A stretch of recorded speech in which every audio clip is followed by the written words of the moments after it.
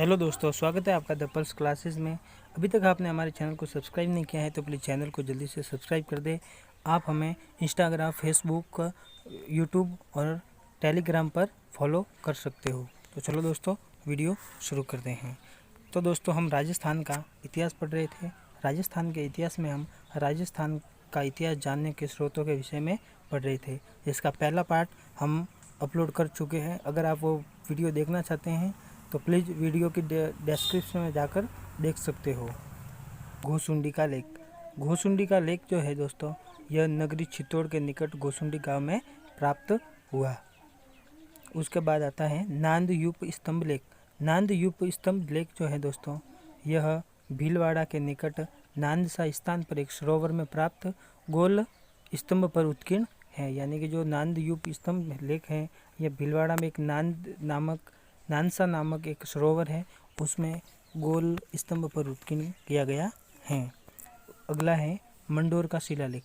मंडोर का शिलालेख जो है, मंडोर की एक बावड़ी में शिला पर उत्कीर्ण इस लेख में 685 ईस्वी के आसपास विष्णु एवं शिव की पूजा पर प्रकाश पड़ता है। यानी कि मंडोर की एक जो बावड़ी है, उस बावड़ी में शिला पर यह शिलालेख जो है वह उत्कीर्ण किया गया है। अगला है मानमोरी का शिलालेख।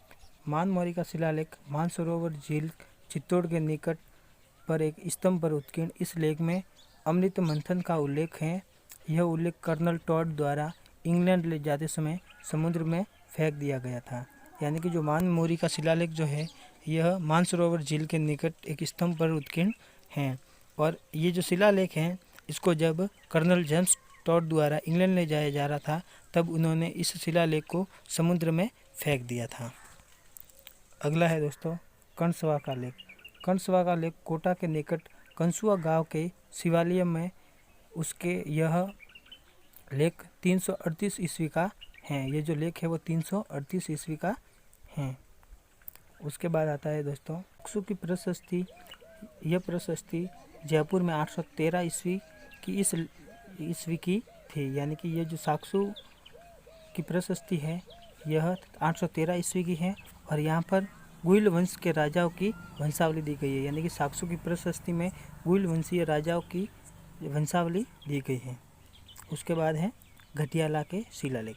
घटियाला के शिलालेख, ये जो शिलालेख है वे 861 ईस्वी के हैं, जो जोधपुर के पास पटियाला में एक स्थान पर उत्कीर्ण हैं। इसमें प्रतिहार नरेश कक्कू का वर्णन है। यह लेख संस्कृत में है। यानी कि जो घटियाला का शिलालेख है वह संस्कृत में उत्कीर्ण है। अगला है नाथ प्रशस्ति। नाथ प्रशस्ति, यह प्रशस्ति 971 ईस्वी की है। यह लेख एकलिंग जी के मंदिर के पास प्राप्त हुआ। यानी कि ये जो नाथ प्रशस्ति है वह एकलिंग जी के मंदिर के पास प्राप्त हुआ, जो लकुलिश मंदिर से प्राप्त हुआ। इसमें नागदा नगर एवं बप्पा रावल तथा नरवाहन राजाओं का वर्णन है। यानी कि इस प्रशस्ति में बप्पा रावल व नरवाहन राजाओं का वर्णन है। हर्षनाथ की प्रशस्ति। हर्षनाथ सीकर के मंदिर की यह प्रशस्ति 973 ईस्वी की है। इसमें मंदिर का निर्माण अल्लट द्वारा किए जाने का उल्लेख है। इसमें चौहानों के वंश क्रम का उल्लेख है। यानी कि हर्षनाथ की प्रशस्ति में जो मंदिर का निर्माण है वह अल्लट द्वारा किए जाने का उल्लेख है और इस प्रशस्ति में चौहान वंशों की वंशावली दी गई है। अगला है अर्थुना के शिव मंदिर की प्रशस्ति। अर्थुना के शिव मंदिर की प्रशस्ति।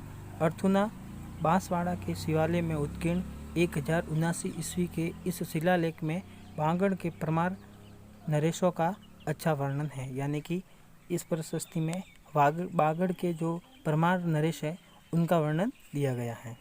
अगला है किराड़ू का लेख। किराड़ू का लेख, किराड़ू बाड़मेर के शिव मंदिर में संस्कृत में उत्कीर्ण लेख। इसमें परमारों की उत्पत्ति ऋषि वशिष्ठ के आबू यज्ञ से बताई गई है। यानी कि जो किराड़ू का लेख है उसमें परमारों की उत्पत्ति का कारण है वह ऋषि वशिष्ठ के आबू पर्वत यज्ञ से हुआ है, ऐसा इसमें बताया गया है। अगला है बिजोलिया का शिलालेख।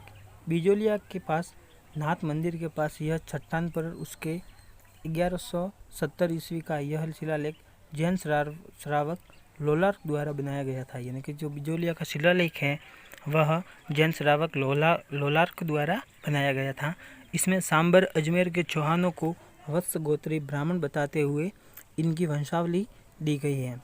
इनके रचिता गुणभद्र था। यानी कि कुछ जो बिजोलिया पर जो शिलालेख उत्कीर्ण है उनके रचिता का नाम गुणभद्र था। अगला है दोस्तों छौवा उदयपुर। छौवा उदयपुर का लेख जो है यह एक मंदिर के बाहरी द्वार पर उत्कीर्ण 1273 ईस्वी का है। यानी कि छौवा उदयपुर का जो लेख है वह 1273 ईस्वी का है। इस शिलालेख में बप्पा रावल के वंशजों की कीर्ति का वर्णन है। यानी कि बप्पा रावल के जितने भी वंशज है जो गुइल बाद में गुइल वंश कहलाए उनका विवरण इस लेख में दिया गया है। इसमें उस समय की धार्मिक स्थिति की भी जानकारी मिलती है, अर्थात बप्पा रावल के समय की धार्मिक स्थिति की भी जानकारी मिलती है। अगला है चित्तौड़ का शिलालेख। चित्तौड़ का शिलालेख 1278 ईस्वी का यह शिलालेख उस समय के गुहिल शासकों की धार्मिक सहिष्णुतापूर्ण नीति को बताता है।